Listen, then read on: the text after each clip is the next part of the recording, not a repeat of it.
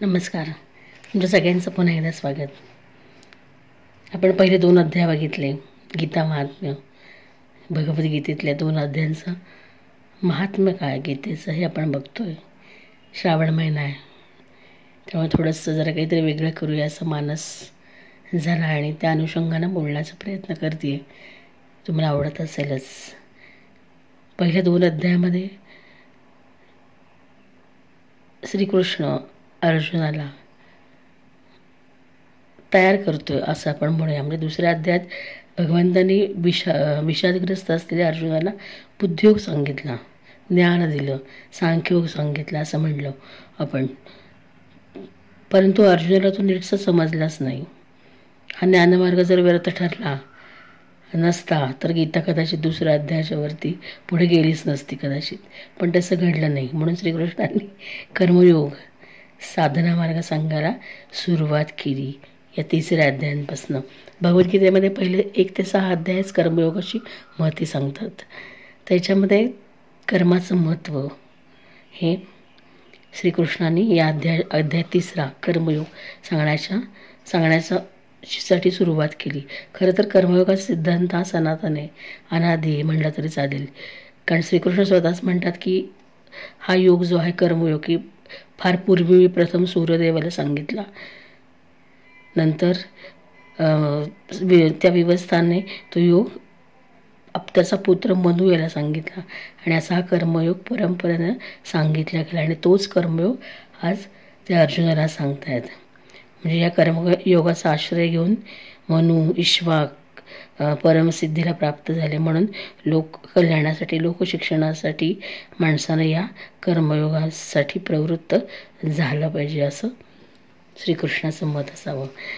आता आपण बघतोय की पहिल्या ह्याच्यामध्ये त्याची भीती घालवण्याचा प्रयत्न करतो. दुसऱ्यामध्ये आत्म्याची महती, शरीराची नश्वरता काय हे श्रीकृष्णाने सांगितलं.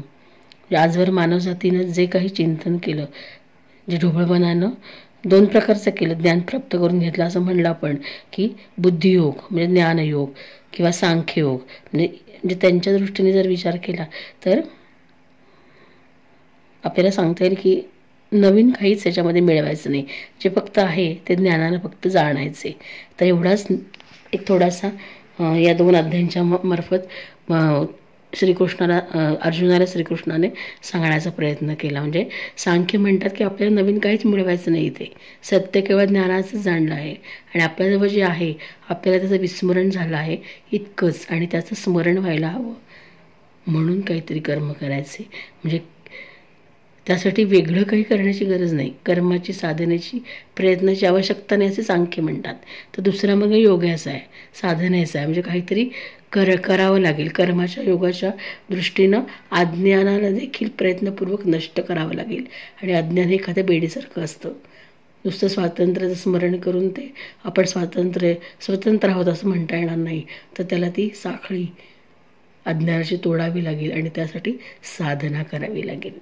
म्हणजे भगवंतच अर्जुनाला कर्ममार्गावर नेत आहेत.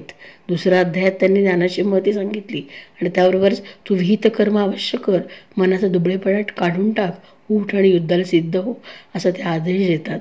त्यामुळे अर्जुन अधिकच गोंधळून जातो आणि गोंधळलेल्या स्थितीमध्ये ते म्हणतात, हे जनार्दन हा कथिले तू बुद्धिश्रेष्ठ कर्मावनी, तरी केशवा कैसे नियोजी मजला, घोर कर्म हे करावयाला.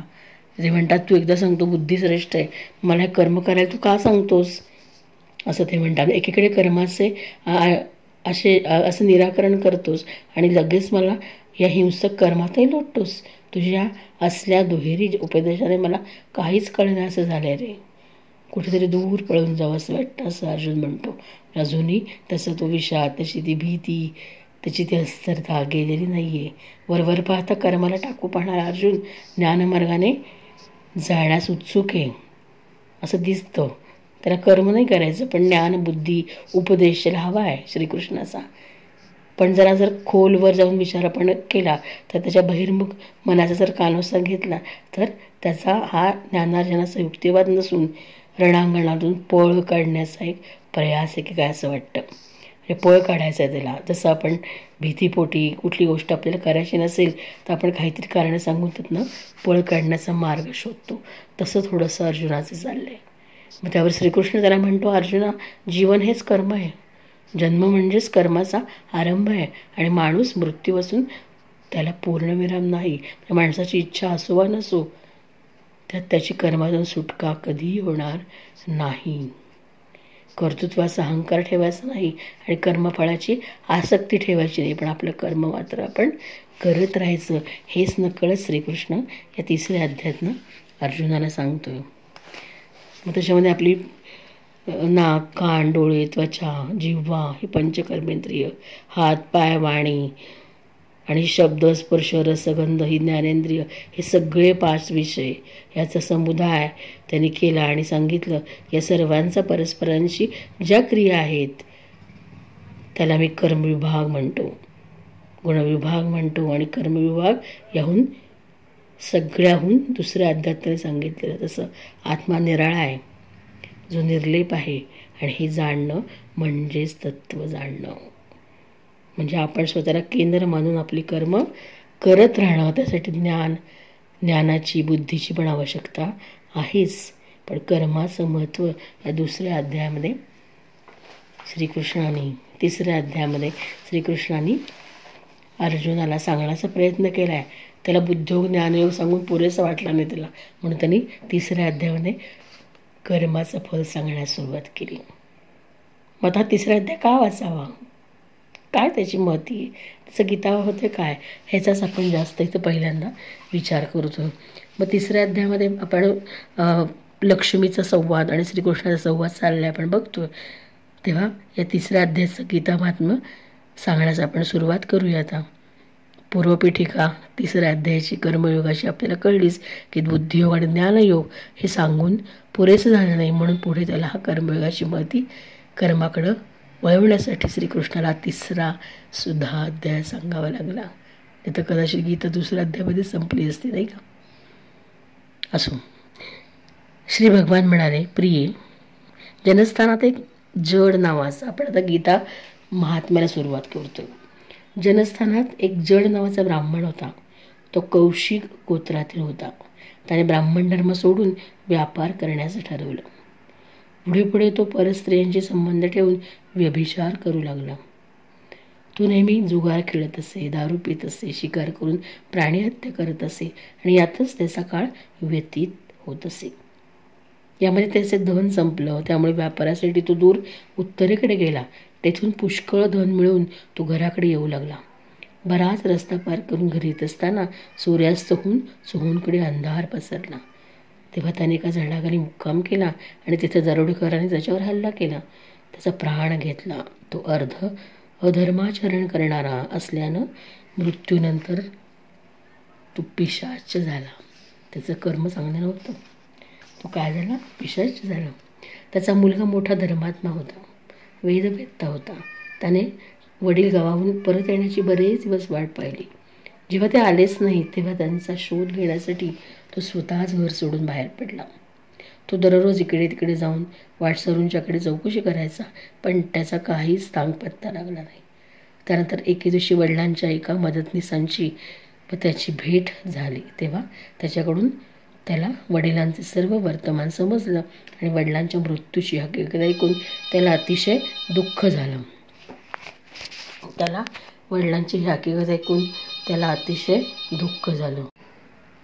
बराच विचार करून वडिलांची अंत्यक्रिया करण्याच्या इच्छेनं आवश्यक साहित्य बरोबर घेऊन त्याला काशीला जाण्याचं ठरवलं. वाटेत 7-8 ठिकाणी मुक्काम करून 9व्या दिवशी तो जिथे व त्याच्या वडिलांना मारले नेमका त्या झाडाखाली पोहोचला. तिथे त्याने स्नान करून संध्या केली आणि गीतेचा 3रा अध्याय म्हटला. इतक्यात आकाशात भयंकर आवाज उमटला. त्याचवेळी त्याने आपल्या वडिलांना भयंकर स्वरूपात पाहिले.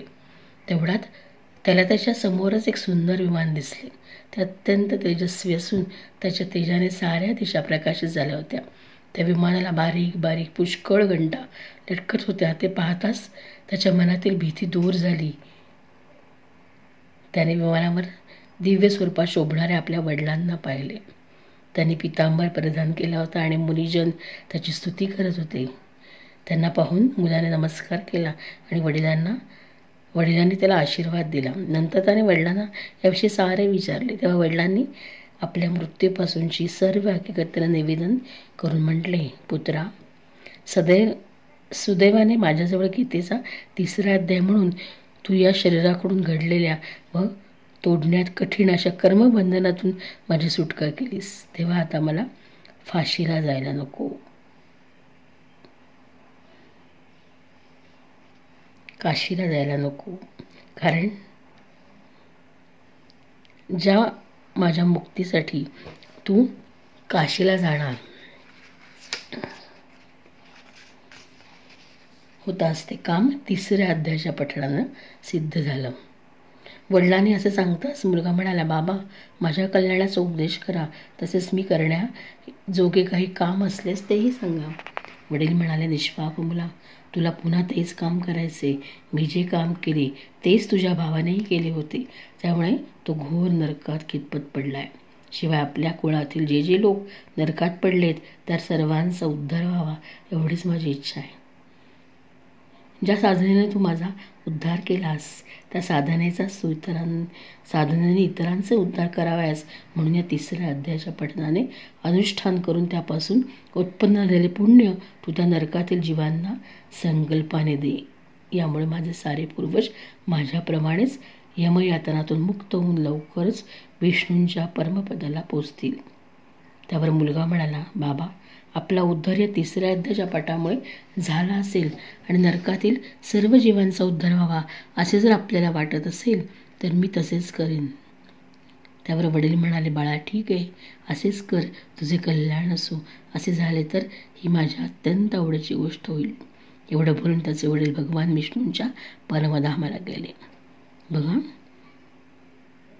पिशाच येऊनच गेलेला माणूस 3ऱ्या अध्यायाच्या पठणाने, मुलाने केलेल्या 3ऱ्या अध्यायाच्या पठणाने त्याला सद्गती मिळाली आणि तो विष्णूंच्या परमधामाला गेला.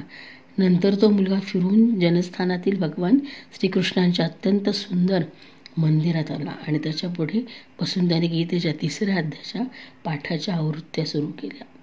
त्यातील प्रत्येक आवृत्ती गणित जे जे पुण्य उत्पन्न होते त्याने नरकातील जीवांच्या उद्धारासाठी संकल्पपूर्वक समर्पित केले. त्यामुळे भगवान विष्णूंचे दूत नरकात यातना भोगणाऱ्या जीवांना सोडवून नेण्यासाठी यमराजांकडे आले. यमराजाने त्यांचे योग्य प्रकारे स्वागत केले आणि कुशल विचारले. आपल्या इतर नातेवाईकांना सद्गती मिळावी म्हणून हा मुलगा प्रयत्न करतोय. त्यावर विष्णुदूत म्हणाले, आमचे कुशल काय विचारता, आम्हाला सर्वत्र आनंदच आहे. पितृलोकातील यमराजाने विचारलं, विष्णुदूतांनो, आपले येण्याचे प्रयोजन काय?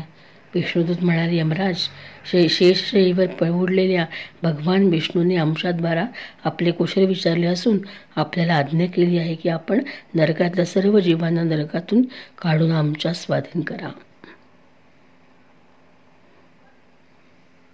अत्यंत तेजस्वी भगवान विष्णूंची ही आज्ञा ऐकून यमाने मस्तक लावून तिचा स्वीकार केला व मनोमन काही विचार केला आणि नंतर नरकवासी जीवांना नरकातून मुक्त करून विष्णुदूतांच्या स्वाधीन केले व त्यांच्या पाठोपाठ आपणही श्रेष्ठ विमानात बसून भगवान विष्णूंच्या निवासस्थानाकडे क्षीरसागराकडे समुद्राकडे गेले. त्या सागरात कोट्यावधी सूर्यासारखे तेजस्वी नीलकमलासारखे श्यामसुंदर जगद्गुरु श्रीहरींचे त्यांनी दर्शन घेतले आणि भगवंताचे तेज त्यांनी शय्या असलेल्या शेषाच्या फणावरती रत्नांच्या तेजाने द्विगुणित केले. जे झाले होते ते पाहिले आणि त्यांचे मन प्रसन्न झाले. लक्ष्मी देवी आपल्या सरळ नजराने वारंवार त्यांच्याकडे पाहत होती. त्यांच्या चोहबाजूला योगीजन त्यांच्या सेवेत मग्न होते आणि या योग्यांच्या डोळ्यांच्या पावल्या ध्यान अवस्थेमुळे थोड्या निश्चल दिसत होत्या. समोर देवराज इंद्र आपल्या शत्रूंचा पराभव व्हावा म्हणून भगवंताची स्तुती करत होते. ब्रह्मदेवांच्या मुखातून बाहेर पडलेली वेदांत वाक्ये मूर्त रूप घेऊन भगवंताचे गुणगान करीत होती. भगवान स्वतः पूर्ण संतुष्ट असल्यामुळं सर्व चराचराविषयी ते उदासीन वाटत होते. जीवांपैकी ज्यांनी योगसाधनेने विशेष पुण्य संचय केला त्या सर्वांकडे भगवान एकाच वेळी कृपादृष्टीने पाहत होते. तसेच आपले स्वरूप असलेल्या चराचर विश्वाला आपल्या पूर्ण दृष्टीने आनंदित करत होते. दिव्य शरीर धारण केलेले नीलकमलासारखे कांती असलेले श्रीहरी शेषाच्या फण्यावरील रत्नाची कांती अंगावर पडल्यामुळे असे वाटत होते की जणू चांदण्यांचे सुशोभित झालेले आकाश असे भगवंताचे दिव्य रूप मनसोक्त पाहून झाल्यावर यमराज आपल्या विशाल बुद्धीने त्यांची स्तुती करू लागले. इथे पुढे भगवंताची स्तुती यमराज करतायत. यमराज म्हणाले, सर्व विश्व निर्माण करणारे भगवंत, आपले अंतःकरण अत्यंत निर्मळ आहे. आपल्या मुखातून वेद प्रकट झाले. आपणच विश्वस्वरूप असून विश्व निर्माण करणारे ब्रह्मदेवही आहात. आपल्याला नमस्कार असो. आपली शक्ती, वेग यामुळे जे अजिंक्य वाटत अशा श्रेष्ठ राजांचा अभिमान नष्ट करणाऱ्या भगवान विष्णूंना माझा नमस्कार असो. विश्वांचे पालन करताना सत्वमय शरीर धारण करणाऱ्या, विश्वाचा आधार असणाऱ्या सर्वव्यापी श्रीहरींना माझा नमस्कार असो. सर्व देहधारी प्राण्यांच्या पातक समूहाला नष्ट करणाऱ्या परमात्म्याला माझा नमस्कार असो. ज्याच्या कपाळावरील तिसरा नेत्र जरासा उघडताच तेथून आगीचे लोळ बाहेर पडतात, त्या रुद्र स्वरूप धारण करणाऱ्या महेश्वराला माझा नमस्कार असो. आपणच साऱ्या विश्वाचे गुरु, आत्मा आणि महेश्वर आहात, म्हणून साऱ्या विष्णू भक्तांना संकटमुक्त करून आपण त्यांच्यावर अनुग्रह करता. मायेने उत्पन्न झालेल्या साऱ्या विश्वात आपण व्यापून राहिलेले असूनही मायेच्या गुणांचा प्रभाव आपल्यावर पडत नाही, म्हणून अनंत आहात. त्यामुळे आपल्या महिम्याचा अंतपार कोणालाही लागत नाही. मग आपण माझ्या वाणीचा विषय तरी कसे होणार, म्हणून मी यावर काय बोलणार, मी तर बोलणे उचितच, असे यमराज श्री विष्णूंचं ते मोहक रूप करून वर्णन करतायत. अशी स्तुती करून यमराजाने हात जोडून म्हटले, जगद्गुरू, आपल्या आज्ञेवरून हे जीव पापी असूनही त्यांना मी सोडून दिले. यानंतर मला करण्याजोगे आणखी काही काम असेल तेही सांगावे. यमराजाचे हे बोलणे ऐकून म्हणजे त्याच्या पापी जीवांना सोडून देण्याचं काम यमराजांनी केलं. आणि आता माझ्याकडे काहीच काम नाही असं ते म्हणतात. त्यावर भगवान मधुसूदन मेघगंभीर वाणीने जणू अमृताचा वर्षाव करत म्हणाले, धर्मराज, तुम्ही सर्वांच्या ठिकाणी समभाव ठेवून लोकांचा पापापासून उद्धार करता. तुमच्यावर सर्व प्राण्यांच्या संहाराचे ओझे ठेवून मी निश्चिंत आहे. म्हणून तुम्ही आपले काम करा आणि आपल्या लोकाला परत जा. कर्माचं महत्त्व सांगितलं इथे पण बघा.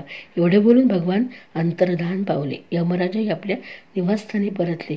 अशा रीतीने ब्राह्मणाने आपल्या कुळातील व इतरही नरकातील जीवांचा उद्धार करून तो स्वतः देखील श्रेष्ठ विमानावर आरूढ होऊन श्री विष्णू धर्माला निघून गेला. हे सगळं झालं ते या कर्मयोगामुळे.